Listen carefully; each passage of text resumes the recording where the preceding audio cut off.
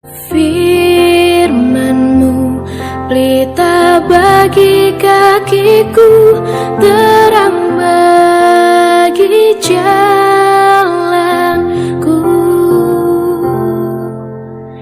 Firman-Mu pelita bagi kakiku, terang bagi jalanku. Shalom, salam sejahtera untuk kita semua. Tentunya kita semua merasa bersyukur karena Tuhan memberkati dan mengasihi kita. Dan hari ini kita akan menikmati firman Tuhan dalam KPA online. Sebelumnya, mari kita berdoa.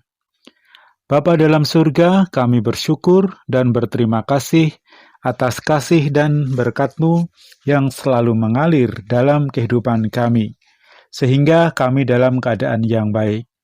Dan saat ini kami akan menikmati berkat firman-Mu. Tolong pimpin dan urapi kami, agar firman-Mu menjadi kekuatan, tuntunan, dan juga didikan bagi kami. Terima kasih Tuhan. Kami akan sambut berkat firman-Mu dengan penuh ucapan syukur di dalam nama Tuhan Yesus Kristus, Juru Selamat kami.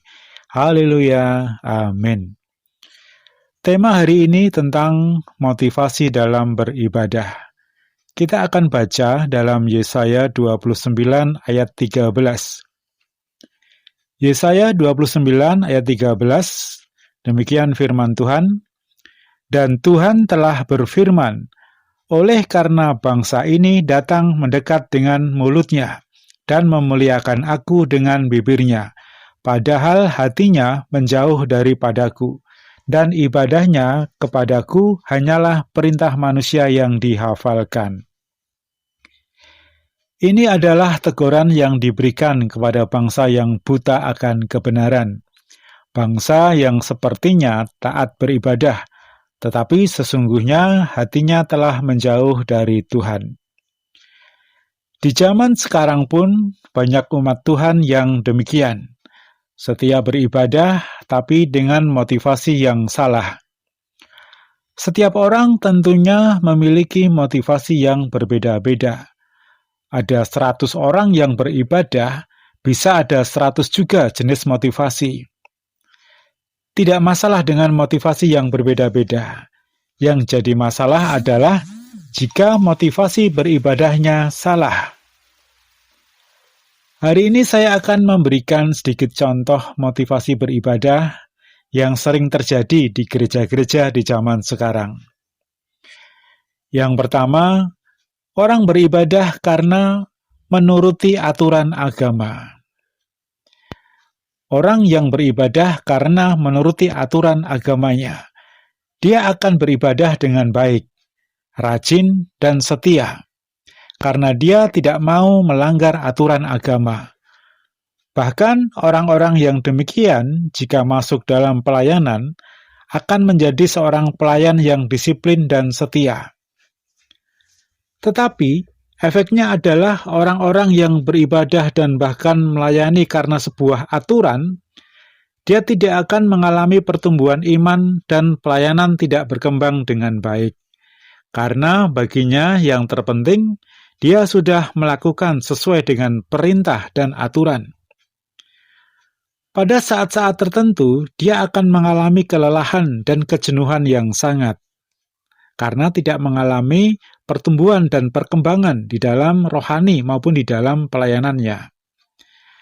Dan pada saat mengalami kelelahan dan kejenuhan yang memuncak, saat itu dia mendapatkan masalah atau sedang dalam problem, maka dia akan jatuh dan bisa undur dari Tuhan.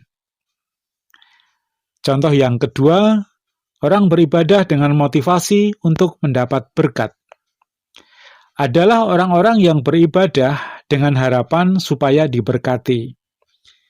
Tidak salah mengharapkan berkat dari Tuhan, karena memang kepada Dialah kita seharusnya berharap. Tetapi akan menjadi salah jika kita berpikir bahwa untuk mendapat berkat syaratnya hanya beribadah.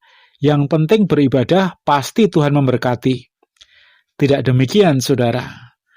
Ada banyak hal yang harus kita lakukan yang membuat kita diberkati Tuhan, bukan hanya ibadah saja. Orang-orang yang beribadahnya hanya fokus pada berkat, dia tidak suka dengan khotbah-khotbah yang mengajak untuk terjun dalam pelayanan, tidak suka dengan pekerjaan-pekerjaan di gereja. Yang dia suka adalah khotbah tentang berkat, tentang kelimpahan. Suatu ketika saat dia mengalami kekurangan, dia akan kecewa. Dia akan mulai goyah imannya, karena imannya adalah iman karena berkat. Contoh yang ketiga yang saya berikan salah satu contoh motivasi ibadah yang baik, yaitu beribadah karena pengalaman kasih dengan Tuhan. Orang yang beribadah karena pernah mengalami kasih atau pertolongan Tuhan, dia akan beribadah dengan sungguh-sungguh. Saat beribadah, hatinya akan dipenuhi ucapan syukur. Dia akan memuji Tuhan dengan sepenuh hatinya, bukan hanya keluar dari mulut dan bibirnya saja, tapi dari dasar hatinya. Dengan ucapan syukur yang selalu dinaikkan, itu membuat dia akan semakin merasakan kasih dan pertolongan dari Tuhan, dan akan membuat dia semakin rajin dan sungguh-sungguh beribadah kepada Tuhan. Nah, saudara-saudaraku yang terkasih, itulah beberapa contoh motivasi di dalam beribadah. Masih banyak lagi contoh-contoh motivasi beribadah, ada yang baik, ada yang tidak baik. Mungkin terjadi juga dalam kehidupan kita atau di sekitar kita. Bagaimana orang berbakti dan beribadah kepada Tuhan, apakah benar atau salah? Apapun motivasi ibadah kita saat ini, jika kurang tepat, mari kita luruskan. Jika sudah baik, mari kita tingkatkan. Intinya, saat beribadah kita hanya fokus pada Tuhan, karena Tuhan kita adalah Tuhan yang maha besar, Tuhan yang maha kuasa, yang selalu mengasihi kita. Kita memuji Dia dengan segenap hati dan dengan segenap jiwa kita. Bukan hanya mulut dan bibir saja yang memuliakan Tuhan, tetapi biarlah hati kita juga mendekat kepada Tuhan. Tanggalkan segala keakuan atau ego kita. Tanggalkan segala beban dan masalah. Izinkan Tuhan berkuasa atas kita.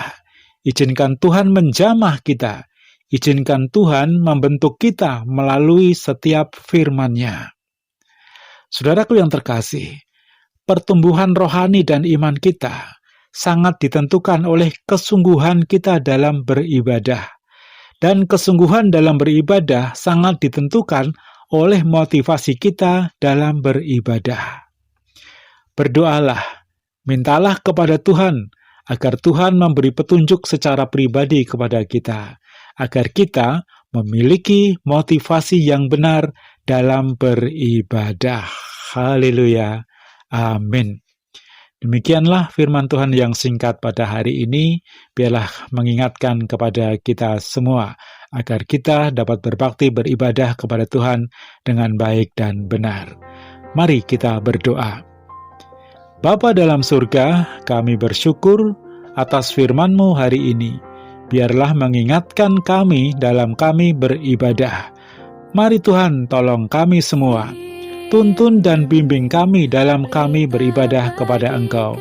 Tanamkan motivasi yang benar dalam hati kami, agar kami dapat lebih sungguh-sungguh lagi dalam berbakti dan beribadah kepada Engkau.